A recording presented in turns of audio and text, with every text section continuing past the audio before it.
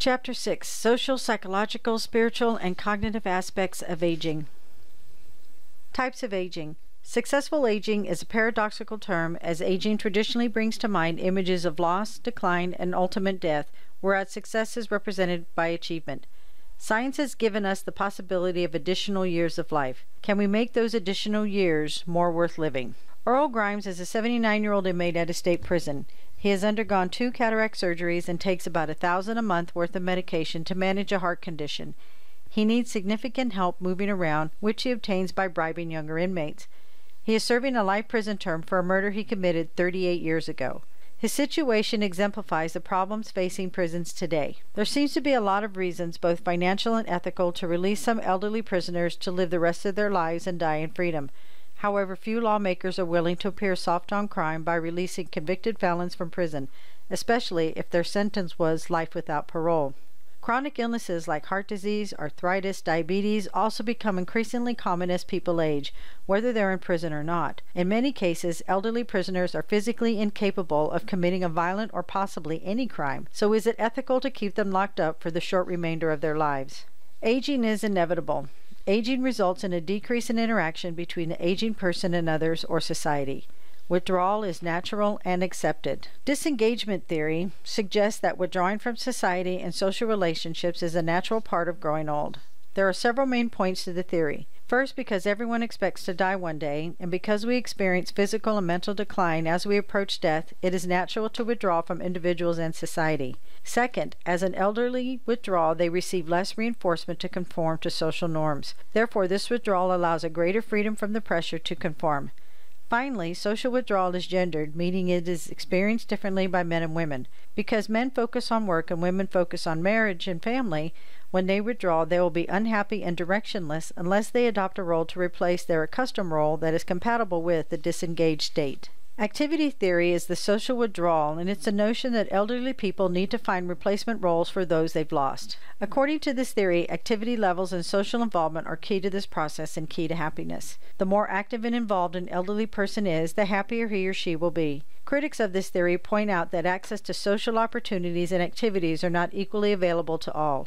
Also, not everyone finds fulfillment in the presence of others or participation in activities. According to continuity theory, the elderly make specific choices to maintain consistency in internal personality, structure, and beliefs, and external structures such as relationships, and remaining active and involved throughout their elder years. This is an attempt to maintain social equilibrium and stability by making future decisions on the basis of already developed social roles. One criticism of this theory is its emphasis on so-called normal aging, which marginalizes those with chronic diseases such as Alzheimer's.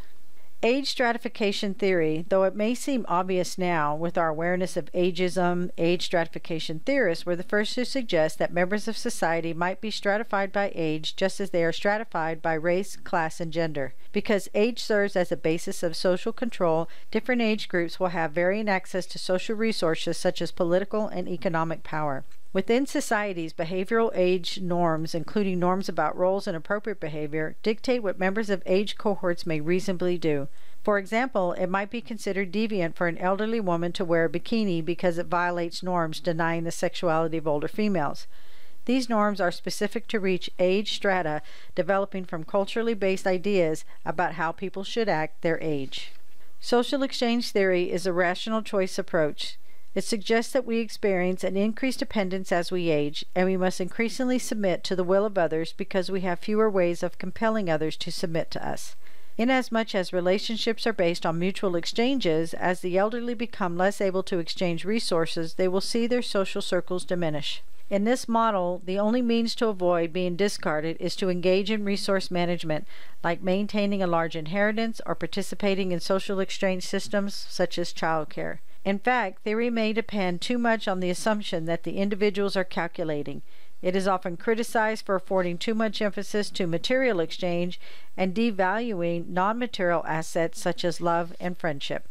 Modernization theory suggests that the primary forces of the elderly losing power and influence in society are the parallel forces of industrialism and modernization. As societies modernize, the status of elders decreases, and they are increasingly likely to experience social exclusion. Before industrialization, strong social norms bound the younger generation to care for the older. Now, as societies industrialize, the nuclear family replaces the extended family. Societies become increasingly individualistic, and norms regarding the care of older people change. In an individualistic industrial society, caring for an elderly relative is seen as a voluntary obligation that may be ignored without fear of social censure. Symbolic interaction theory analyzes society by addressing the subjective meaning that people impose on objects, events, and behaviors. Subjective meanings are given primacy because it is believed that people behave based on what they believe and not just on what is objectively true. Society is thought to be socially constructed through human interpretation,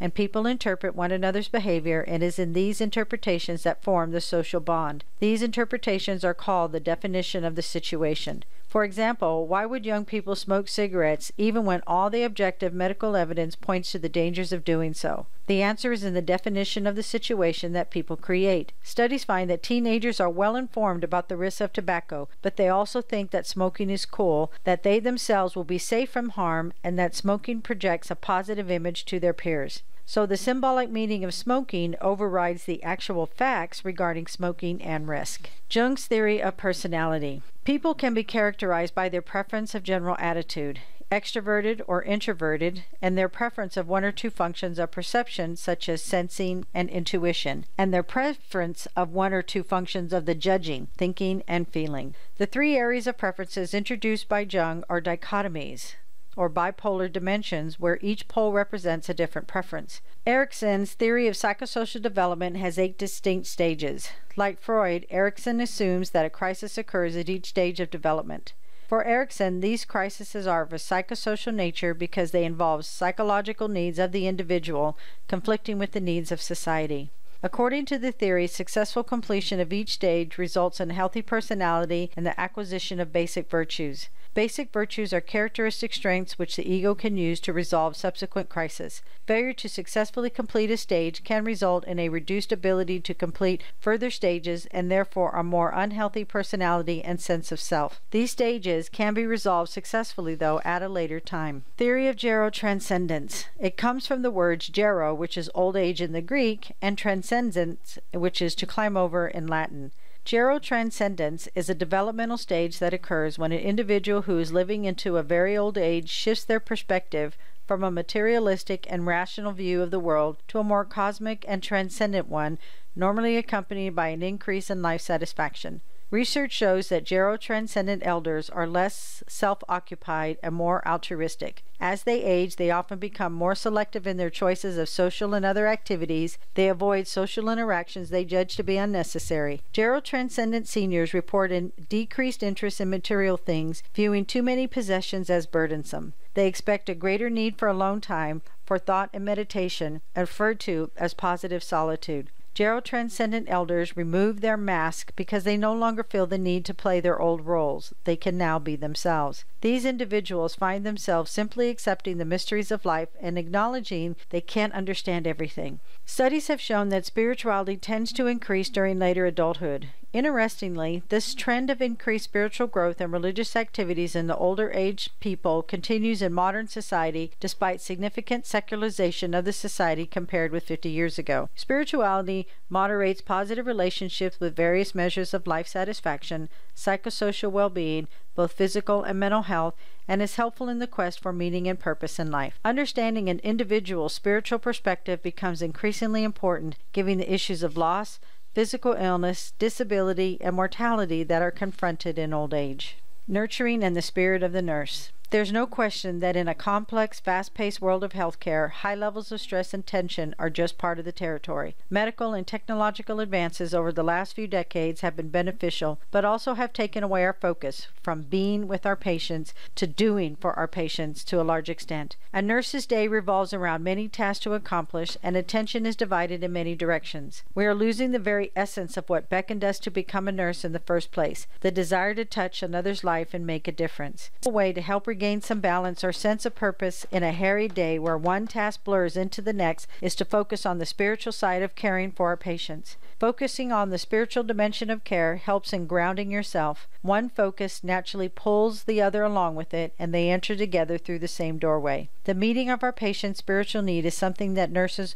are all too willing to relegate to a hospital chaplain or ministers, never realizing what they might be missing. After all, nursing began as a very spiritually based vocation, and Florence Nightingale based much of her ideas of nursing upon her rich spiritual heritage. Fluid intelligence or native intelligence consists of skills that are biologically determined and dependent of experience or learning. Examples include flexibility in thinking, inductive reasoning, abstract thinking, integration with people to draw conclusions. Fluid intelligence is defined as the ability to solve new problems, use logic in new situations, and identify patterns. Using a complicated subway system in a new city is a good example of how you might need to use fluid intelligence. The first time you use the subway, you have to figure out the names of the stops you need, which train will get you there, if you need to transfer in the middle, and so on. This type of intelligence is sort of like street smarts, where you need to figure things out the moment and adapt to your situation. One way you can think of a fluid intelligence is that you use it slightly differently each time you're in a new situation, so it's flexible and adaptive